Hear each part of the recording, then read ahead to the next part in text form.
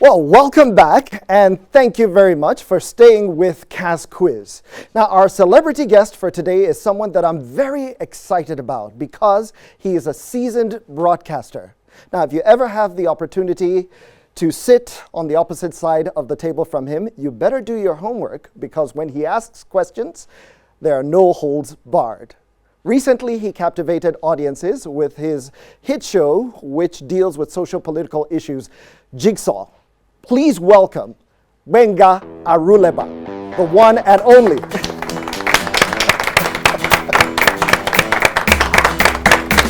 Stanley. All right, Gbenga, welcome. Good to see you. One more time. Oh, yeah, one more time. That is what I call the corona. The corona. The new normal. Yes, the new normal, but I think it's fun. And I discovered that I actually do not miss handshaking.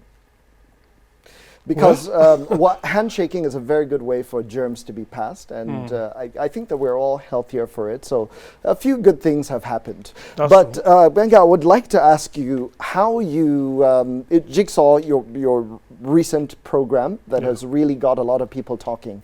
So how tell us what it's all about.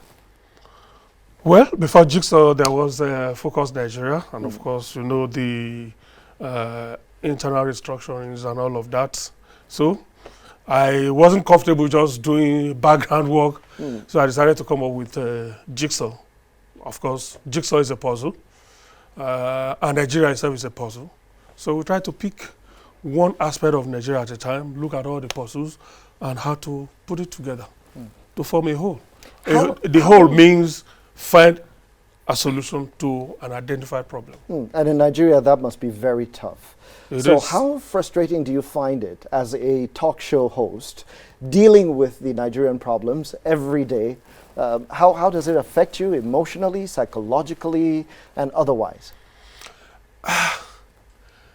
It's a very big problem.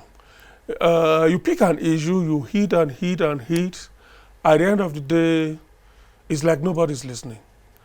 Occasionally, you see some changes, then it's possible to move to the next stage, and then you discover that what you thought you achieved the other time, we've gone back to the old ways of doing things. So it could be very frustrating, particularly those of us who practice the brand of journalism that I would call journalism with social relevance, which means you're not just reporting and reporting and reporting, but you want to see changes. So there's a little bit of advocacy that is involved in the brand of journalism that I do. And because the progress comes very slowly, is a whole lot of frustration there. Now, I know you're not used to being on the other end of the, Because I'm already sweating. But of all the interviews you've had, and I know you've had so many along the years, I've watched you on television. As a matter of fact, you are one of the people that inspired me to really get out from behind the camera and get in front of it. Wow. Which one would you say was the most difficult? I'm talking of TV now from 1995. Wow, can I pinpoint one? Well, let me just pick the one that was most frustrating. That was interviewing Chief Mike Ozekome. What happened then? He literally walked off the show. Oh my goodness. Live show. You know, now I'll pick that one because all my life as a journalist, I've specialized in, you know, judiciary, National Assembly, where politics and judiciary, but judiciary most. I actually was the pioneer president of the National Association of Judicial Correspondents. It was in my time as a judicial correspondent between 1983 up until the 90s when this present democracy started. I was actively a judicial reporter.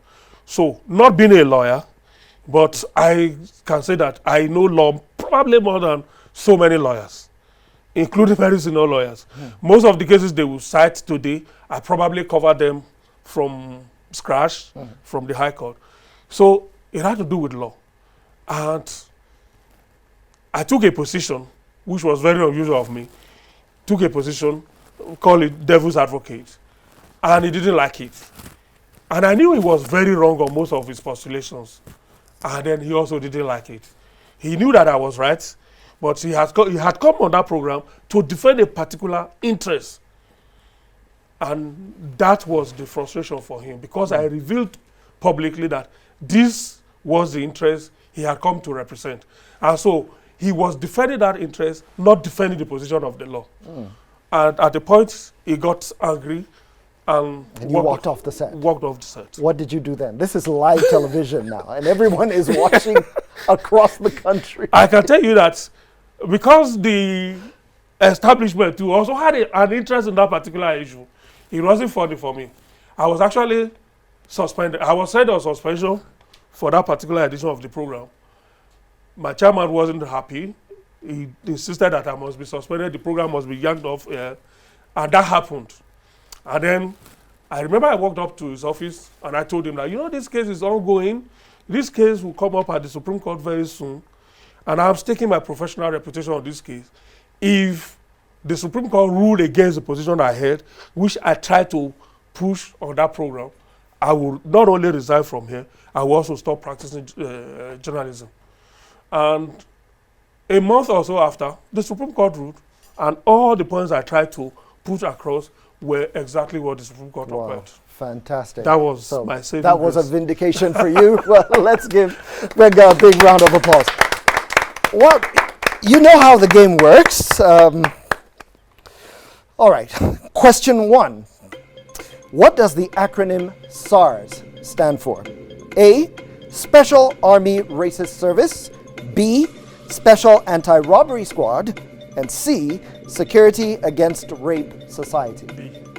B, Special Anti-Robbery Squad, correct. Malaria is to mosquitoes as sleeping sickness is to what? A, tick. B, tsetse fly. C, snail. Okay, didn't wait for that one, correct. Next question.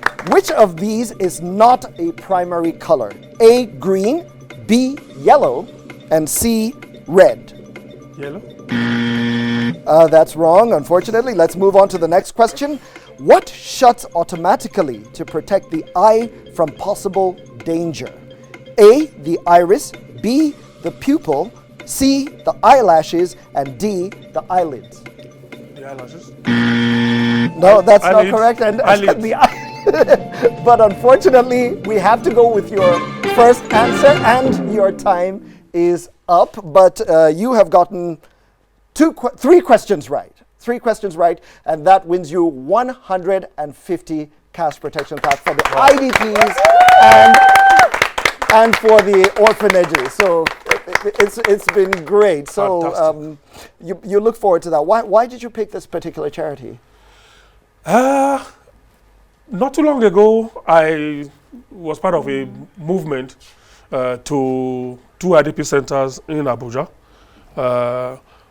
We donated food items to one, and the other one, they didn't have any means of drinking water. They had to trek kilometers to that place to get drinking water. And guess from where?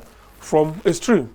And we came up with an idea of doing a T-shirt for, of course, you should know the Mufeto Church. So we came up with an idea of a T-shirt, and we sold to ourselves over and above the what it should naturally cost. And so then we plow the rest obviously, to getting a borehole for one of them. So since then, my mind had always been there. If I need to do charity, I'll think of those less privileged people. Now, if you're thinking about getting drinking water, you know, it becomes impossible for you to even think about protecting yourself from COVID-19, even though it's important that you do. So it's a wonderful thing that you are doing for these IDPs, and I would like to commend you for that, and thank you so much for taking the time to be a part of this show. So, wow, let's hear it for Gbenga Aruleba. Thank you. Thank you. See you again. And Cass is doing a good job. Thank you. Thank you. And see you again next time. Thank you. Great stuff there. It's important to fight COVID-19 with love. Protect others in order to protect yourself. We'll take a break, but don't go away because we will be right back.